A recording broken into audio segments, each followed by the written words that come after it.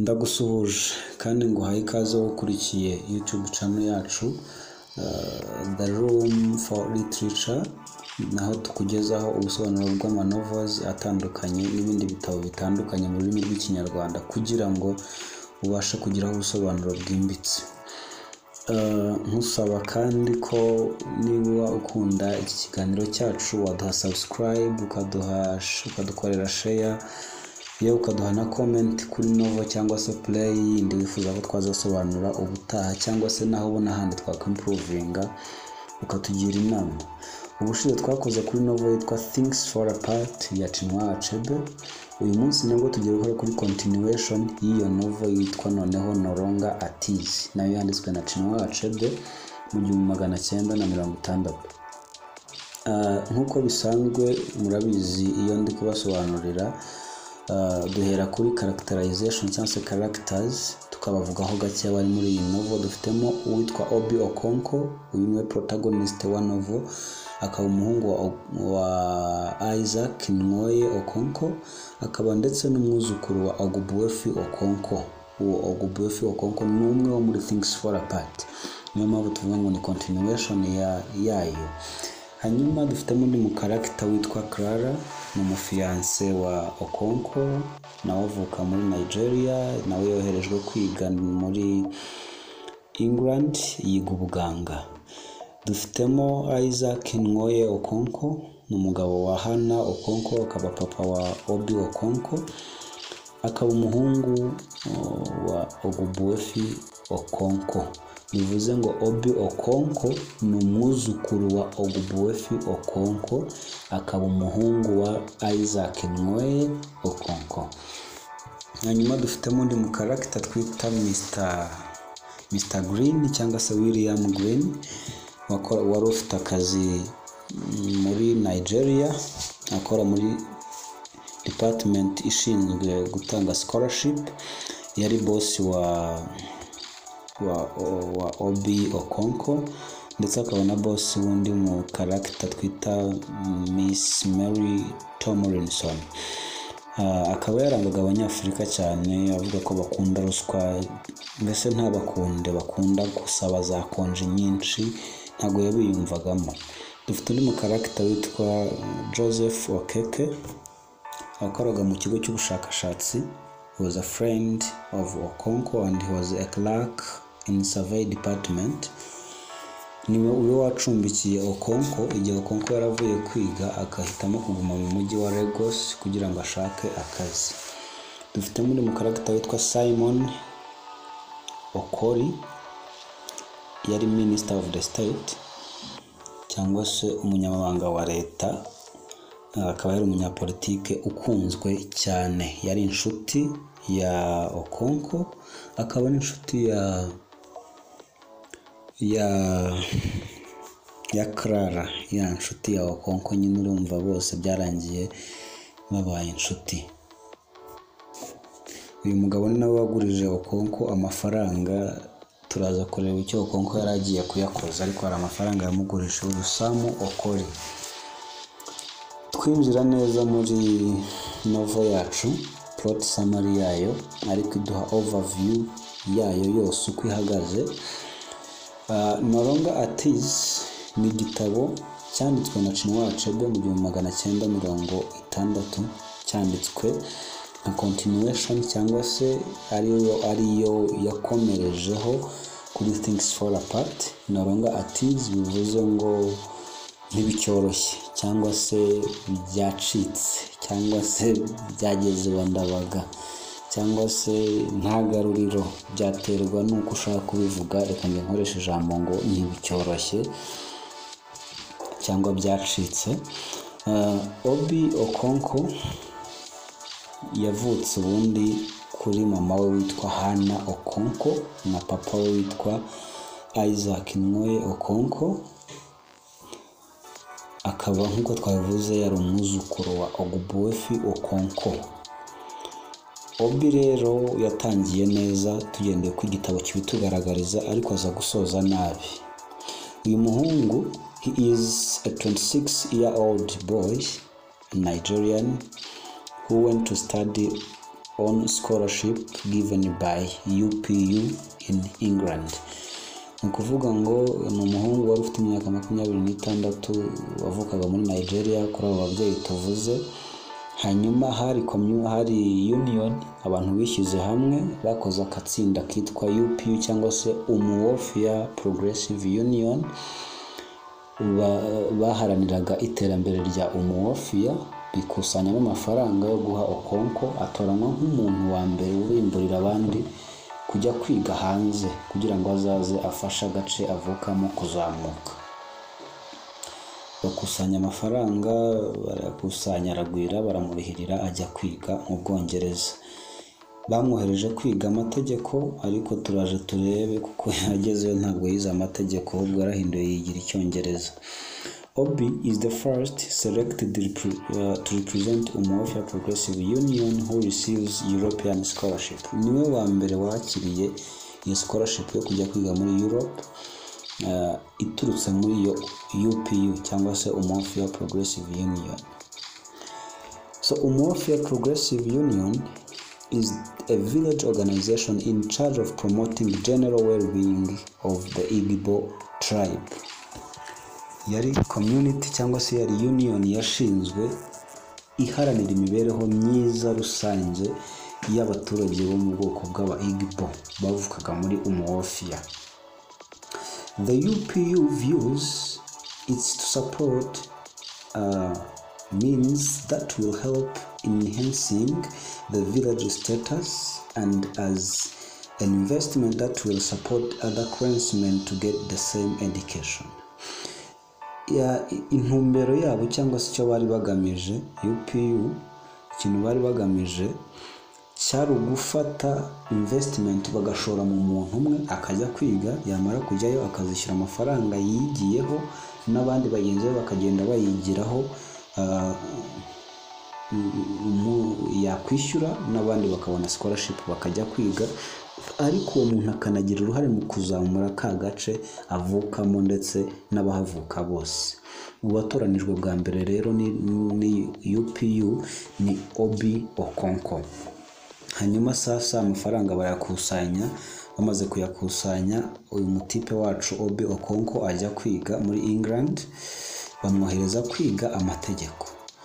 Obi goes to England to study laws, but he changes the faculty to English literature. Obi yoherejwe kwiga amategeko, ariko agezeyo arabatenguha, yigira ubuvanganzo mu Cyongereza, English literature. His exposure to Europe education alienates him from his homeland and his clansmen accustomed to acquire the European ones.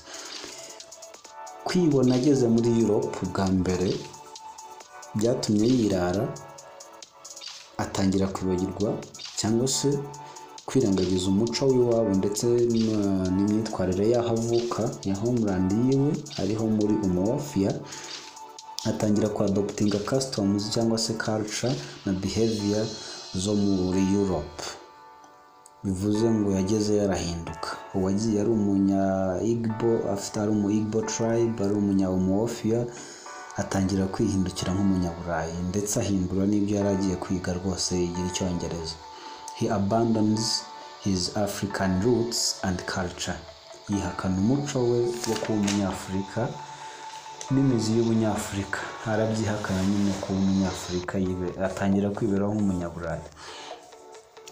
Akigerayo rero bwa mbere nk'undi wese ugeze mu mujyi ukaze, yari afite udufaranga yahawe twa buruse, yagiye muri night club i London, hanyuma aza guhura n'umukobwa nawe wari waragiye kwiga witwa Clara, wavukaga mu bwoko bw'aba Osu, mu gihe Okonkwo we yavukaga mu ba Igbo. Hanyuma baza guhura muri night club, aramubona, emotions feelings ziraza, ariko ntiyabihita bigaragaza cyane, arabyirengagiza, ariko yamubonye. Hanyuma bya bintu bizabaho, bongeye guhura nanone bagarutse iwabo bavuye kwiga nyuma y'imyaka 4, bavuye kwiga muri England. Clara na Okonkwo baza guhurira mu bwato bari kugaruka muri Nigeria. twabivuze neza ko yo Clara yari umu Osu, hanyuma Obi Okonko akaba umu Igbo. Yari amoko abiri adashobora guhuza, batajya bifuza ko bashyingirana, ariko bo ko bajya ngo love can transcend all the barriers, cyangwa se urukundo rushobora kurenga imipaka yose bikisanga bakunze umuntu nubwo byaba bitemewe n'umuco runaka, ariko ukisanga wamukunze. Nibyo byababayeho rero, barakundanye kandi uduce bakomokagamo byari kizira ko bakundana, kuko kwa Okonko bafataga aba Osu nk'abantu bari outcast, cyangwa se bari it was like an abomination to marry someone from Osu tribe when you are an Igbo. Byari nk'igitutsi, cyangwa se byari ikintu kitemewe, kibujijwe kubura umu Igbo ugashaka umuntu uturutse muri Osu, kuko bafatwaga nk'abantu bavumwe, sinzi uko babita, mbese babafataga nk'abateramwako. Obi stays in Lagos, hanyuma murabyumva baragarutse bagera mu mujyi wa Lagos. Obi nk'umuntu uvuye kwiga kaminuza ntabwo yagombaga kwikoza icyaro, yahise aguma mu mujyi wa Lagos kwa Joseph. Twamuvuze ko ari wamucumbikiye uyu Joseph Okeke, niwe wamucumbikiye, umwe wakorerwa mu kigo kijyanye n'ugikora ibijyanye n'ubushakashatsi muri survey department. Aramucumbikira muri Lagos ngo ahagume mu gihe yari agishaka akazi. His parents are well converted to Christianity. His father Isaac Okonko Noe and his mother Anna is their firstborn. Mwibuke ko yari afite ababyeyi bakijijwe cyane, Hana na Isaac, hanyuma ni nawe mwana wabo wari uwa mbere rwose, yari umwana wabo mukuru. His English education gives him a chance to get a good post in Nigeria Civil Service (NCS), where he works as secretary in scholarship board in Lagos. Amahirwe menshi yagize nk'uko aho yaturukaga bari bamwexpectingagaho, begspectingaga ko azaza nawe akabona nyine akazi mu bijyanye na scholarship, agafasha abo yasize nabo kubona scholarship. Igitangaje rwose akiza yari yarize Icyongereza neza, byatumye ahita abona akazi muri icyo kigo n'ubundi gishinzwe gutanga scholarship, cyangwa se gishinzwe gutanga inguzanyo zo kujya kwiga, cyakoreraga mu mujyi wa Lagos, aba secretary muri icyo kigo. Hanyuma Obi's boss Mr. Green, wa mu boss wa Obi Okonko, yari umunya Europe, yanga abanyafurika cyane, avuga ko badakunda akazi, avuga ko bakunda ruswa, agahora nabisubiramo cyane ko ari abantu bakunda ruswa badateze kuzagira good governance, ngo kubera bakunda ruswa ngo ari n'abanebwe bahoraga basaba ama day off, buri gihe bagasaba amakonji, akabafata nk'abantu nyine ba fake badakunda umurimo. Hanyuma mwibuke ko Obi yabonye akazi nyine aho ngaho, ariko yari yaramaze kugira girlfriend we ari we Clara. Urumva yaratangiye gukora no kudufaranga, atitaye ko yapropose ababyeyi be kubana na Clara ntibabyumve, ko yarabibaganirije, ababwira ko yagize inshuti, ariko ababwira n'ubwoko iyo nshuti yikomokamo, barabihakana cyane, ndetse nyina arirengarana arahira ko Okonko naramuka ashakanye n'uwo mukobwa aziyahura, kuko baravuga ngo Obi's mother swears to hang herself if he will marry Clara before the mother dies. Nuvuga ngo mama we yararahiye arirenga, aravuga ati nuramuka ushakanye na Clara byanga bikunda nzimanika. Okonko rero kubera ko urukundo twavuze ngo rushobora kurenga imipaka rukarengana n'imiziro yindi, Okonko byaje kurangira aguze impeta yo kwambika uyu mukobwa, yo kumupropose. He bought an engagement ring to Clara, hanyuma aramupropose, ahinduka fiance, wari girlfriend ahinduka fiance. Obi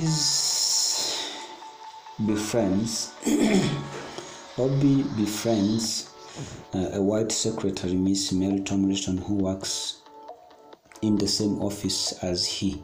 So Obi yaje kugira indi nshuti ariko isanzwe yitwa Miss Tomlinson, bakoraga muri biro imwe. Nawe yari umuzungu ariko agahora aganira na Obi cyane uburyo sebuja atoteza abanyafurika, abanga, mbese bakamufata nk'umunyagitugu. Hanyuma Obi's friend Christopher yari inshuti ye cyane, nawe niwe wari ufite uruhare runini mu kumvisha ababyeyi be ko bagomba kwemera umubano we na Clara, agahora ajya kubasura agira ati mureke abana babane nta kibazo, ntacyo bitwaye. Mbese ukabona ko yabishyizeho umutima ashaka ko Okonkwo na Clara babana. Hanyuma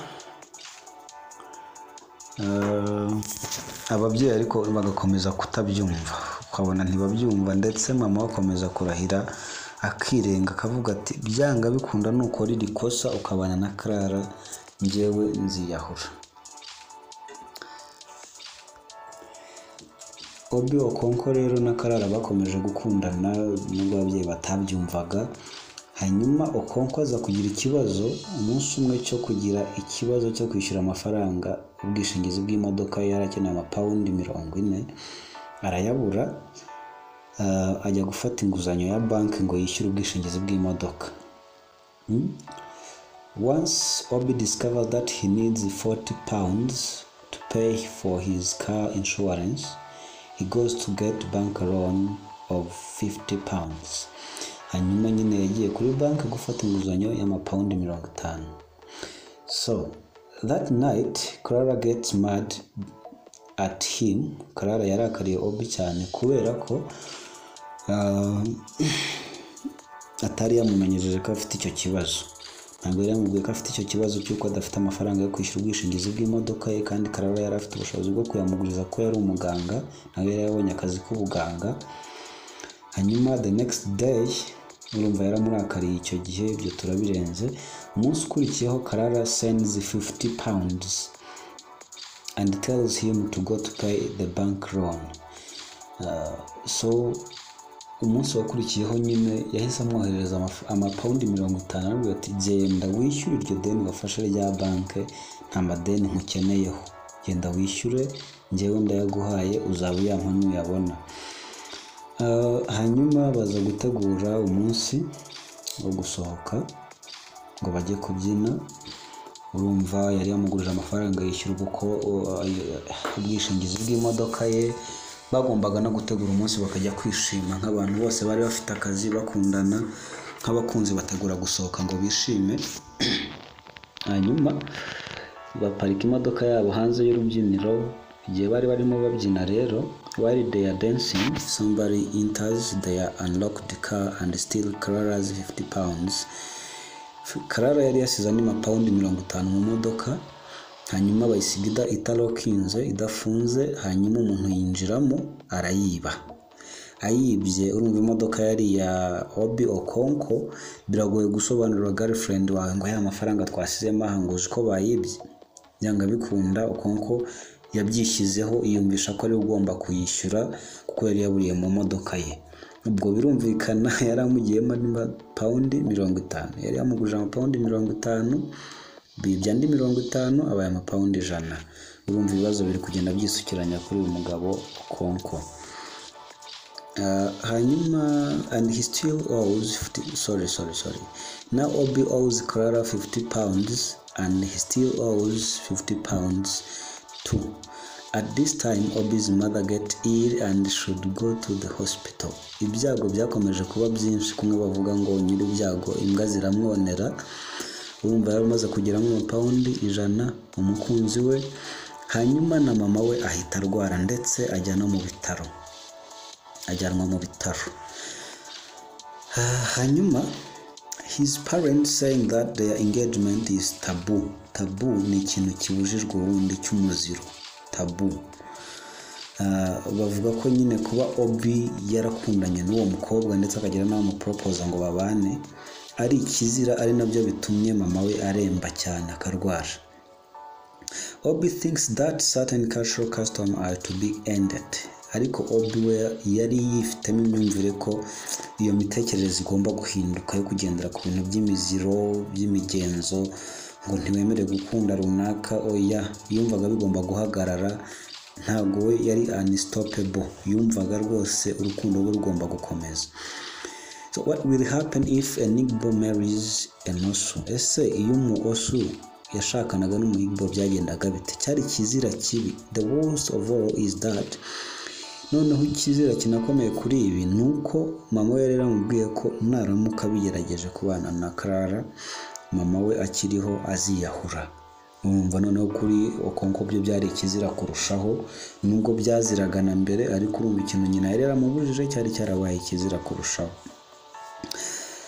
Hanyuma Obi returns to Lagos. Obi aritahira mu mujyi nyine mu rugo ababaye cyane. Urumva yari afite ikibazo, amadeni, yari afite ikibazo, mama we yarwaye yarembye, ibintu byabaye ibibazo. And Obi rero ageze mu rugo yaratekereje, araryama aratekereza, aravuga ati ibi bintu biri kumbaho rero koko wa mugani wabona ibintu nakoze ari amahano.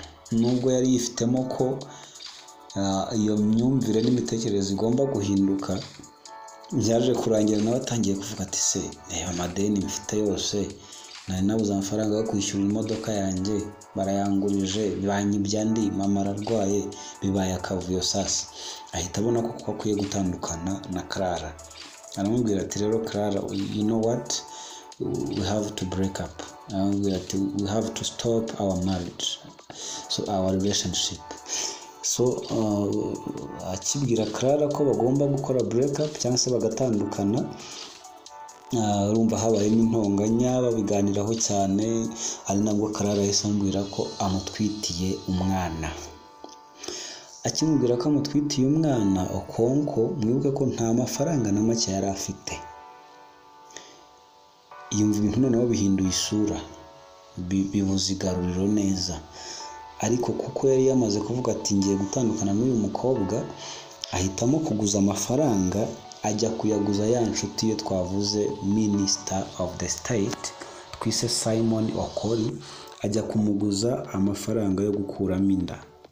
He decided to borrow money to pay for abortion. When she's hospitalized because of infection from abortion, Obi realized that he has made a mistake. Obi rero byari byamucanze, ndumva nawe iri muri confusion iteye ubwoba. Yaragiye aguza amafaranga, inda bayikuramo, hazamo n'izindi complications. Umukunzi we aza kugira ikibazo, arwara ama infection ndetse ajya no mu bitaro igihe kinini. Agiye mu bitaro nanone Okonkwo atangira gutekereza ati se mana yanjye, kobwa ninjye mujyanye kumukuzamo inda, maze kumukuzamo inda ararwaye ararembye, none ndamutaye, bigende bite? He sends, aza kubona ko yakoze ikosa. So he sends her a letter begging her to come back to him, but it's too late. Hanyuma Okonkwo amaze kubitekereza gutyo, abonye ko yakoze ikosa, aravuga ati reka mwandikire. Amwandikira ibaruwa amusaba ko basubirana, ariko yari yamaze gukererwa kuko Clara ntabwo yagombaga kumugarukira, nawe yari yararakaye yarababaye. Yamusubije iyo baruwa ye atayifunguye, atigeze anayisoma habe na gato. Then mother wa Okonkwo cyangwa se mama wa Okonkwo arapfa, ariko Okonkwo aguma muri Lagos and doesn't go home for the funeral because he sends all the money needed for funeral. Urumva Okonkwo yari yaranje nk'umwana mukuru mu rugo, unafite akazi, yohereza amafaranga y'ibikenewe byose ngo mama we ashyingurwe, ariko we ntiyabasha kujya kwatendinga umunsi wo gushyingura mama we, yagumye muri Lagos. With Clara gone, ibintu byari bibabaje kuri uyu mugabo rero. Clara yari yamaze kumwereka ko atakimukeneye nawe atazagaruka.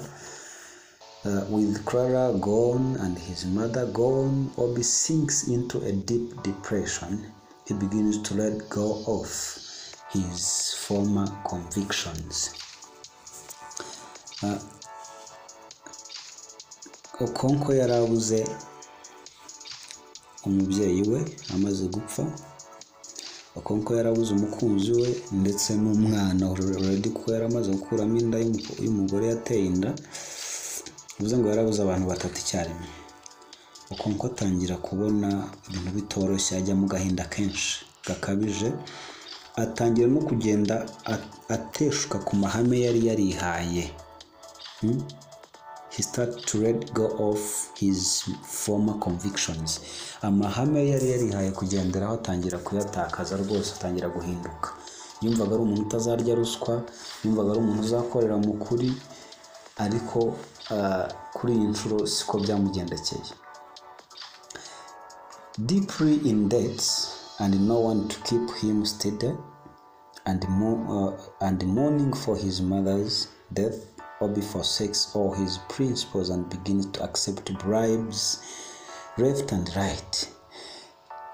Uyu mugabo yarari mu gahinda gakabije, kubura umukunzi, kubura umubyeyi, ko amadeni menshi yari amaze kumwuzuraho, adafite n'uwo kumukansaringa mu rupfu rwa mama we nibura ngo amuturishe.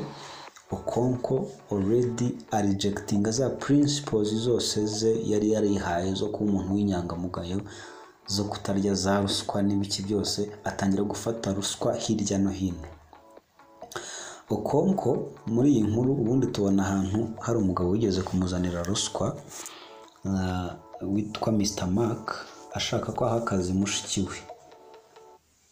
Okonkwo iyo ruswa yanga kuyifata, arayanga pe, kuko yari afite amahame adakuka ko atazigera afata ruswa na rimwe. Once Mr. Mark offers him monetary bribe, yamuzaniye ruswa y'amafaranga for her sister's Eriz's scholarship, but Okonkwo rejected it. Unsatisfied, Mr. Mark sends Erizi herself to Obi's office in order to give him the money and sleep with him for the same favor, but in vain. Ukuntu umugabo yari afite amahame atangaje. Umunsi umwe umugabo witwa Mr. Mark yamuzaniye ruswa kugira ngo ahe mushiki we scholarship, ariko Okonkwo arayanga. Amaze kuyanga, Mr. Mark ntiyanyurwa, yongera kohereza mushiki we ati genda umuhaye amafaranga ndetse unagerageze muryamane, ariko uvuye guha scholarship, ariko bibi by'ubusa. Okonkwo ntiyamuha scholarship. So iyo byagaragazaga ko we afite amahame ngenderwaho adakuka nk'umuntu ukorera mu mucyo, ariko kuri iyi nshuro aho yari amaze ibintu bimaze kumuzambiraho, byazambye nka rya zina ry'iyi novel, cyangwa se ibintu byarenze igaruriro, nta garuriro bigifite. Okonkwo kubera amadeni menshi yari afite n'ibibazo yari ifitiye byose na depression, yatangiye gufata ruswa hirya no hino. He accepts bribes and refuses people who come empty-handed before the board. Ni ukuvuga ngo Okonkwo yatangiye gufata ruswa kugeza ubwo nta muntu yari agiye serivisi aje n'amaboko masa imbere ye, nta kintu yamufashaga. Ubwa nyuma rero ya minsi y'igisambo 40 inababaje kuri uyu mugabo wari ufite amahame ntanyeganyezwa y'ubunyangamugayo. Ubwa nyuma yaje gufatwa ari kwakira amapaundi 20. Atarayakira, abapolisi baramucakira bamujyana mu rukiko nk'umuntu wari wariye ruswa y'amapaundi 20. So uyu mugabo nuko yarangiye, kandi yatangiye neza, afite principles nziza ngenderwaho, ariko aza kurangira nabi, yakira ruswa itanafatika y'amapaundi 20 abitewe na situation yari agezemo y'ibibazo. Bivuze ngo Okonkwo yageze muri mood abona ko ibintu byose byazambye, nta garuriro bigifite, nta mubyeyi, nta mukunzi, amadeni aramwishe, mbese ibintu byazambaguritse, byazambye. Noneho tubona ya title ya novel yacu yitwa No Longer At Ease, ivuga ati ibintu ntibicyoroshye, byankomeranye, reka noneho nazaruswa nangaga nzifate, ariko ya minsi y'igisambo 40 imwuzuriraho, afatwa na polisi.